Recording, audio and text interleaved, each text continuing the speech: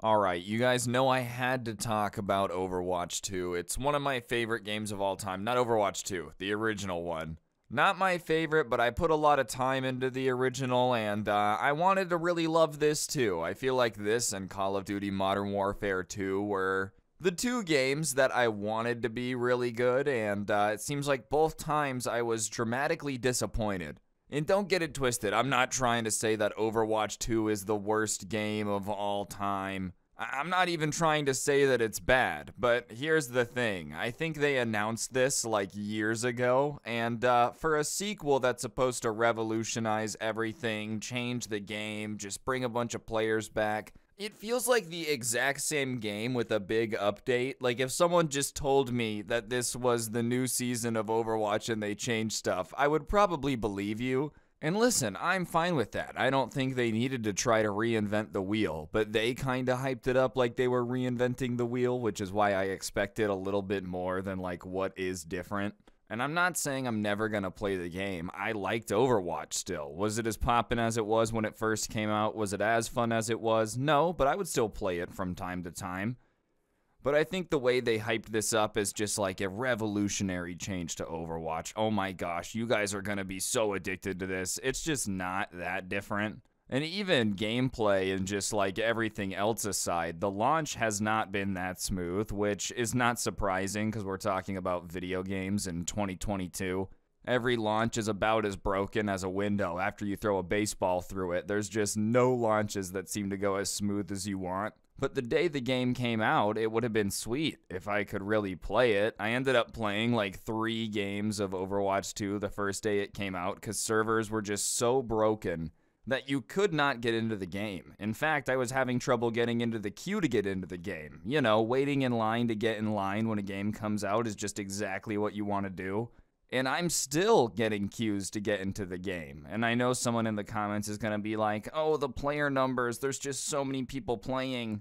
What did they expect was going to happen when they released Overwatch 2? You're telling me that Blizzard, out of all these game companies, doesn't have the money or the capability to make servers that can handle the launch? We all know that's not true, bro. Like, come on. I think it's gonna get rid of a lot of new players that the servers were so bad and have been so bad. Because they made it free to play, right? Like, oh, okay, let's get a bunch of people in on it. Let's get a bunch of people streaming it. Like let's get it poppin'. You know what's really not good for a game that you've never played before and want to try out? Not being able to get into the servers. I was willing to wait all day to get into the servers. I just like had it open in the background while I was working. But if you're somebody that only has 2-3 hours to play video games, maybe an hour, and you can't get into servers for 40 minutes, are you going to come back and try that game again, or are you probably just going to toss that into the won't play again pile? You know, we all have that like neglected game list of stuff that we got but never really got crazy into. I feel like this game is probably going to get tossed in there for a lot of people that never played any Overwatch 1 just because of how weird the launch has been. And on top of that, too, all right, I'm gonna keep complaining here. I don't think the loot box system was fantastic. I don't think it's the greatest thing ever. I don't think anything where you can buy it to like have a chance to unlock skins is fantastic.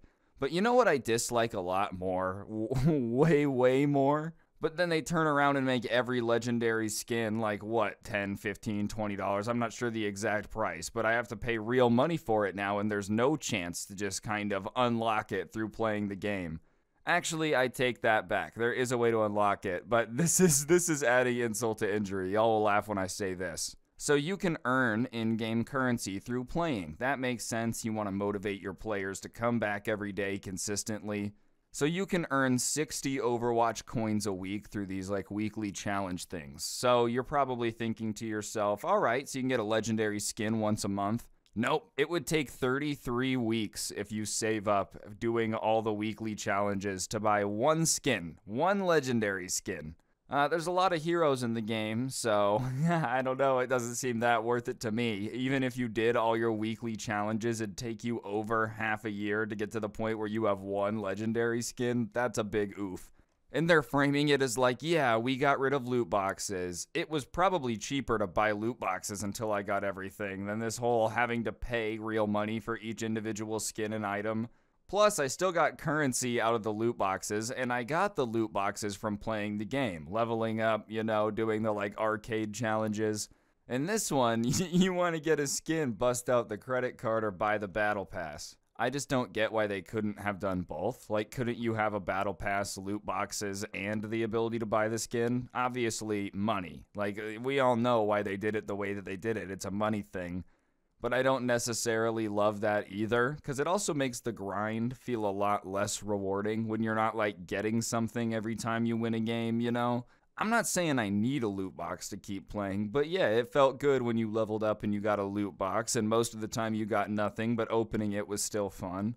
And then one last gripe. So there's 3 different classes in the game. You got support, you have like damage, and then you have tanks. There used to be 2 of each on a team. There would be 6 players. They got rid of a tank, which, is fine. It makes the game feel a little bit different, but whatever. It's like a big update. Like I said, imagine if they just took tanks out of the game to see what it felt like.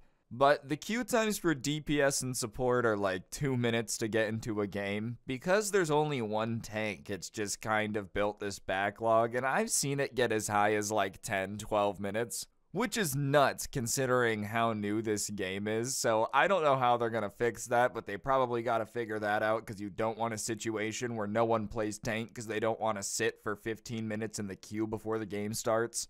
Especially after you've already had to sit in line for 20 minutes to get into the game in the first place. They really just have been making it hard to find this game enjoyable, man. And don't get it twisted, I'm still gonna support it. Like, you're probably going to see gameplay of it. I'm gonna give it time to get better. But so far, I can't say I'm like dramatically impressed. It's not awful. I know that sounds stupid considering how much I just complained about it. Like, if you like Overwatch and you really want to give it a try if you've never tried it before, then go for it. But just considering how much it was hyped up and they said that it's going to be like revolutionary, it's going to be the most insane thing we've ever seen, guys, trust us. It's not that. It is simply not that. Plus, I don't have Jeff Kaplan here anymore to say it's Jeff from the Overwatch team, so my heart is a little bit broken. But yeah, that's Overwatch 2. I don't know if you guys like these kind of game review things that I've been doing whenever something comes out that I've been excited for, but if you like these in the podcast, if you could like comment, I would appreciate it.